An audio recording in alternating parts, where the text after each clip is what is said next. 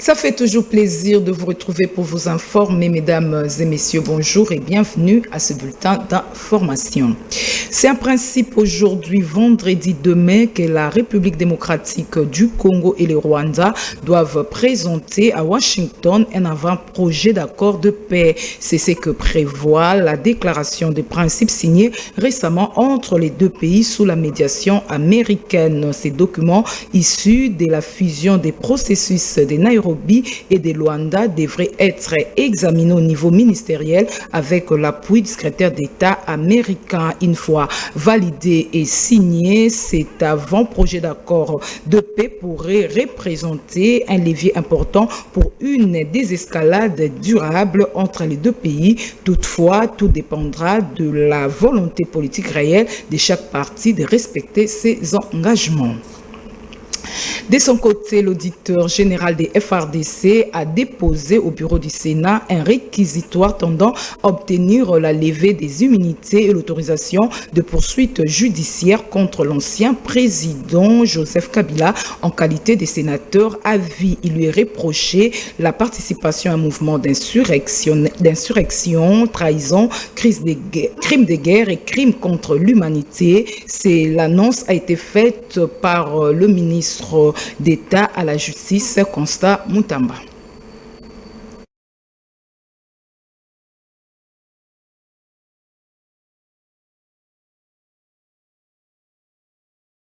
Je viens vous annoncer ce jour, en qualité de garde des Sceaux de la République et ministre de la Justice de la République démocratique du Congo, que l'auditeur général des FARDC a déposé ce 30 avril 2025 auprès du bureau du Sénat congolais le réquisitoire tendant à obtenir l'autorisation de poursuite, mais aussi de levée d'immunité contre l'ancien chef d'État, mais en sa qualité de sénateur à vie, M.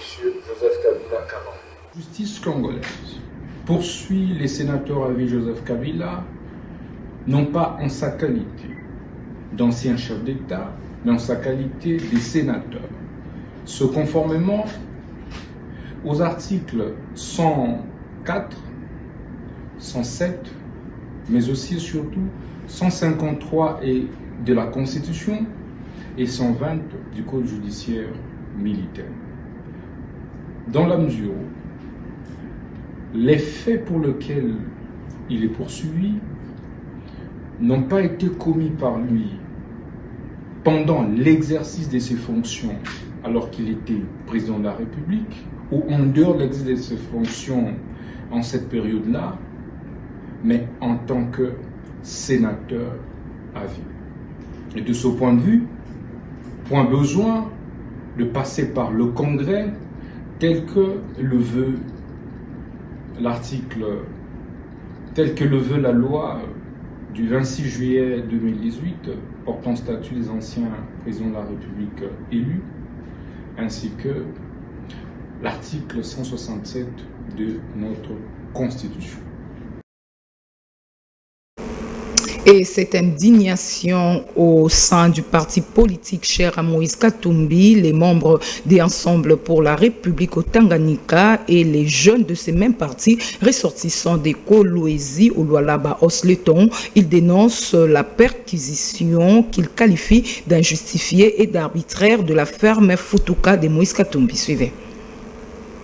Ensemble pour la République Tanganyika qualifie la présumée perquisition de la ferme Futuka, bien appartenant à Moïse Katumbi, de provocation inacceptable. Nous, membres de Ensemble pour la République, coordination provinciale du Tanganyika, fustigeons et dénonçons la perquisition à la ferme Futuka du président Moïse Katumbi Chapwe le samedi 26 avril 2025, une propriété privée située sur la route Kasenga dans le territoire de Kipushi.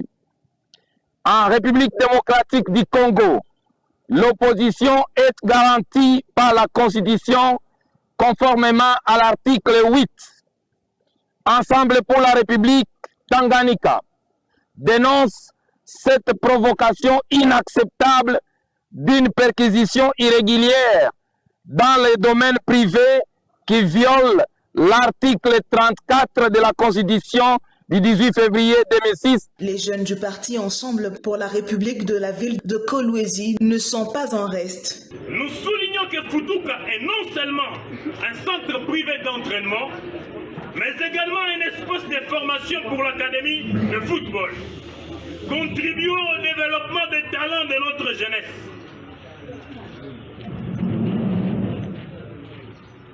Ces actions favorisent l'unité et l'espoir parmi les jeunes Congolais.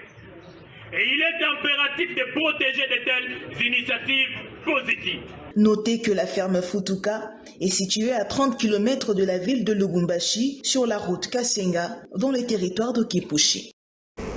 Et à l'Assemblée nationale, les rapporteurs Jacques Joly a administrativement reçu le rapport annuel des activités de la Commission électorale nationale indépendante. C'est le président de cette institution d'appui à la démocratie, Denis Kadima Kazadi, qui est venu lui-même déposer ses rapports auprès de porte-parole de la Chambre basse du Parlement. Suivez. C'est conformément à l'article 224 du règlement intérieur de l'Assemblée nationale que le bureau de la Commission électorale nationale indépendante, par le biais de son président Denis Kadima Kazadi, est venu déposer le rapport annuel des activités de son institution entre les mains du rapporteur de l'Assemblée nationale, le professeur Jacques Joly. Selon cette disposition, le bureau de la centrale électorale présente un rapport annuel des activités à l'Assemblée nationale pendant la session ordinaire de mars et un rapport à l'issue de chaque processus électoral ou référendaire, cela dans le cadre de la redevabilité. Sur le plan politique, ce rapport sera présenté dans les tout prochains jours au président de l'Assemblée nationale, le professeur Vital Kamere. Après sa recevabilité à la plénière, ce rapport sera envoyé à la Commission politique administrative et juridique pour analyse approfondie et toilettage avant de retourner à la plénière pour adoption conformément à l'article 225 du règlement intérieur de l'Assemblée nationale qui stipule, dans les 30 jours du dépôt de ces rapports, le bureau de l'Assemblée nationale invite à l'Assemblée plénière le bureau de la Commission électorale nationale indépendante en vue de la présentation de l'économie des dits rapports. Signalons que ces processus participent au mécanisme de contrôle parlementaire sur les institutions d'appui à la démocratie et contribuent à la transparence des opérations électorales en RDC. Terminons avec la Journée internationale du travail célébrée hier jeudi 1er mai à Kinshasa. Le ministre des tutelles a organisé une activité sous le thème « Unis et solidaires pour la résilience en République démocratique du Congo ». Emeline Kamidjoussine, ce reportage.